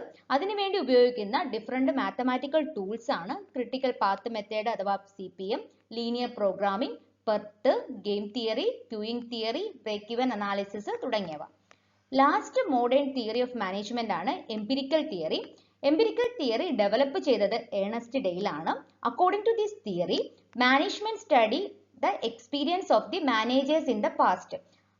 പാസ്റ്റ് മാനേജേഴ്സിന്റെ അല്ലെങ്കിൽ ഇപ്പോഴുള്ള മാനേജേഴ്സിന്റെ പാസ്റ്റ് എക്സ്പീരിയൻസ് പഠിക്കുന്നു. അതാണ് എംപിരിക്കൽ സ്റ്റഡിയിൽ ചെയ്യുന്നത്. അങ്ങനെ പഠിക്കുന്നത് എന്തിനു വേണ്ടിയിട്ടാണ്? പാസ്റ്റ് എക്സ്പീരിയൻസ് പഠിച്ചിട്ട് പുതിയ പ്രോബ്ലംസ് സോൾവ് ചെയ്യുന്നതിനുള്ള പോളിസീസ് ഫോം ചെയ്യുന്നു. അതിനെയാണ് എംപിരിക്കൽ തിയറി എന്ന് പറയുന്നത്. ഇതിനു വേണ്ടി ഉപയോഗിക്കുന്ന പ്രധാനപ്പെട്ട മെത്തേഡാണ് കേസ് സ്റ്റഡി മെത്തേഡ് എന്ന് പറയുന്നത്. അതുകൊണ്ട് തന്നെ എംപിരിക്കൽ തിയറിയെ കേസ് സ്റ്റഡി മെത്തേഡ് എന്ന് പറയുന്നു. എംപിരിക്കൽ തിയറിയിൽ പറയുന്നത് experience of the manager in the past is consider for the policy making or decision making of the organisation. ഇത്രയുമാണ് മോഡേൺ തിയറീസ് ഓഫ് മാനേജ്മെന്റ്. ഈ ചാപ്റ്ററിൽ നമ്മൾ ഡിസ്കസ് ചെയ്തത് ബേസിക് കോൺസെപ്റ്റ്സ് ഓഫ് മാനേജ്മെന്റ് ആണ്. ഇതിൽ മാനേജ്മെന്റ് കോൺസെപ്റ്റ്സ്, പ്രോസസ്സ്, അപ്രോച്ചസ് അല്ലെങ്കിൽ evolution, management roles and skills, ഇതിനെ കുറിച്ചൊക്കെ നമ്മൾ ഡീറ്റെയിൽ ആയിട്ട് നോക്കി. ഇതിൽ എക്സാമിന് കൂടുതലായിട്ട് ചോദിച്ചു കണ്ടിട്ടുള്ള ഏരിയ ഇവല്യൂഷൻ അഥവാ അപ്രോച്ചസ് ഓഫ് മാനേജ്മെന്റ് ആണ്. Thank you.